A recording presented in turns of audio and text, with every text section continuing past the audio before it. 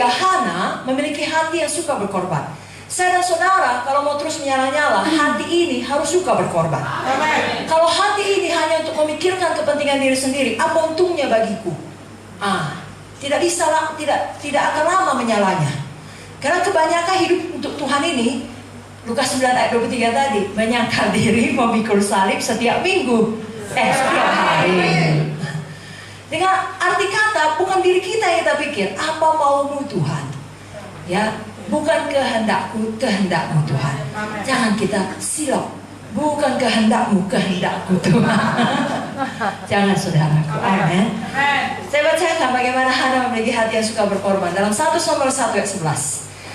Kemudian bernazarlah ia, katanya, Tuhan semesta alam, jika sungguh-sungguh kau memperhatikan sengsara hambamu ini dan mengingat kepadaku dan tidak melupakan hambamu ini, tapi memberikan kepada hambamu ini seorang anak laki-laki, maka aku akan memberikan dia kepada Tuhan untuk seumur hidupnya, dan pisau cukur tidak akan menyentuh kepalanya. Tidaknya perlu dia bernazar, berkorban seperti ini. Tapi Hana benar-benar memiliki hati yang patut diteladani. Tidak banyak orang, apalagi wanita, mau melakukan sesuatu sampai ke tahap itu. Dia tidak sekedar memohon kepada Tuhan, dia mau berkorban. Dan bukan sembarang korban, dia korbankan yang paling dia anggap berharga, yang terbaik bagi dia.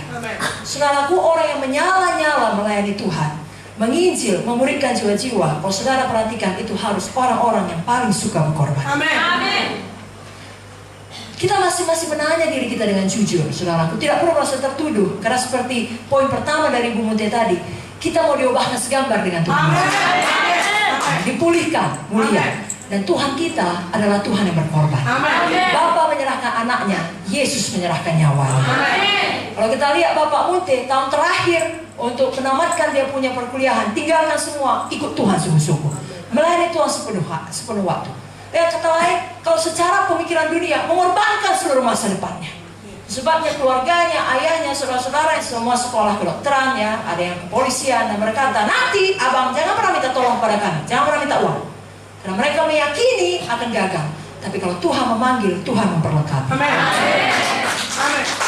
Ibu Munte juga berkorban, saudaraku, dan saya tidak merasa akan ada orang yang betul-betul mengerti pengorbanannya, kecuali juga menjalani seperti yang dijalaninya.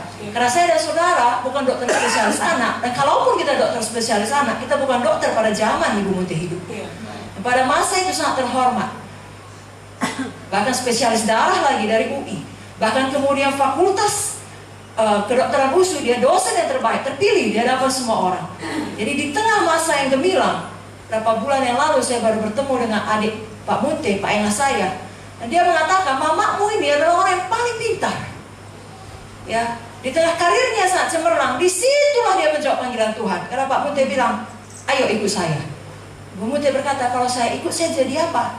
Karena kalau di fakultas dipanggil ibu dosen, kalau di rumah sakit dipanggil dokter. Di sini apa? Nande Gideon. Jadi apa Pak? Ya jadi istriku lah, katanya. Tapi sebenarnya dia menjadi penolong yang ditetapkan oleh Roh Kudus. Amin, saudara. Amin. Jadi saudaraku yang kekasih, kita harus punya hati yang suka berkorban. Setan paling tidak suka kita berkorban, karena setan tahu tiap kali korban dilepaskan, kuasa Tuhan dilepaskan. Saya bacakan satu ayat dari Matius 16 ayat 21 sampai 25. Sejak waktu itu Yesus mulai menyatakan kepada murid-muridnya bahwa ia harus pergi ke Yerusalem dan menanggung banyak penderitaan dari pihak tua-tua, imam-imam kepala, dan ahli-ahli Taurat, lalu dibunuh dan dibangkitkan pada hari ketiga. Tapi Petrus menarik Yesus ke samping dan menegur dia, katanya, Tuhan, kiranya Allah menjauhkan hal itu. Hal itu sekali-kali tak akan menimpa engkau. Maka Yesus berpaling dan berkata kepada Petrus, enyahlah iblis, engkau satu batu sandungan bagiku, sebab engkau bukan memikirkan apa yang dipikirkan Allah, melainkan apa yang dipikirkan manusia. Lalu Yesus berkata kepada murid-muridnya, setiap orang yang mau mengikut aku, ia harus menyangkal dirinya, memikul salibnya, mengikut aku. Karena barang siapa mau menyelamatkan nyawanya, ia akan kehilangan nyawanya. Tapi barang siapa kehilangan nyawanya karena aku, ia akan memperolehnya. Perhatikan baik-baik. Tuhan Yesus pada waktu dia berkata, aku harus mati, aku harus menderita. Petrus dengan gagahnya menegur, Tuhan, dijauhkan Allah itu daripadamu. Dan Tuhan Yesus bukan memeluk Petrus, terima kasih Petrus untuk kasihmu, aku terharu. Bukan, saudara. Atau kalaupun yang dikatakan Petrus salah, Tuhan tidak berkata, diam Petrus. Tuhan langsung berkata, nyala iblis. Karena apa yang dikatakan Petrus bukan berasal daripada Tuhan, dari iblis. Karena hanya dua kubu di dunia ini. Tidak ada yang tengah-tengah, tidak ada abu-abu, saudara. Amin, saudara. Amin. Seperti Roma 6 yang dikatakan kayak Bu Munte tadi, kalau bukan hamba kebenaran, hamba dosa. Kenapa Tuhan berkata nyala iblis? Karena Tuhan Yesus tahu setan adalah dalang yang membuat jangan sampai Yesus berkorban ke kayu salib. Tapi ketika Yesus betul-betul berkorban di kayu salib, kuasa itu sampai pada akhir zaman tetap menyelamatkan setiap orang yang percaya. Saudara kadang heran melihat ada pendeta memiliki gereja yang diberkati, lalu saudara datang ke gereja itu, lalu kalau yang saudara lihat dengan mata saudara, kelihatannya kok banyak pas-pasan. Gaknya hebat kali. Saya bisa khotbah lebih dari itu, saudara pikir. Karena dia bisa saudara lihat, saudara pikir apa sih rahasianya maka ini orang bisa diberkati. Maaf saudaraku, banyak berpikir seperti itu tentang Pak Munte. Apa sih hebatnya? Pakai baju putih aja, ada tanda pangkatnya. Doanya pun begitu-begitu saja. Tapi kok bisa ya? Karena ada pengorbanan di tempat-tempat tersembunyi yang tak dapat dilihat oleh kita. Manusia tak tahu, surga tahu. Itu sebabnya saudara jangan pernah tawar hati. Setiap korban saudara, surga tahu.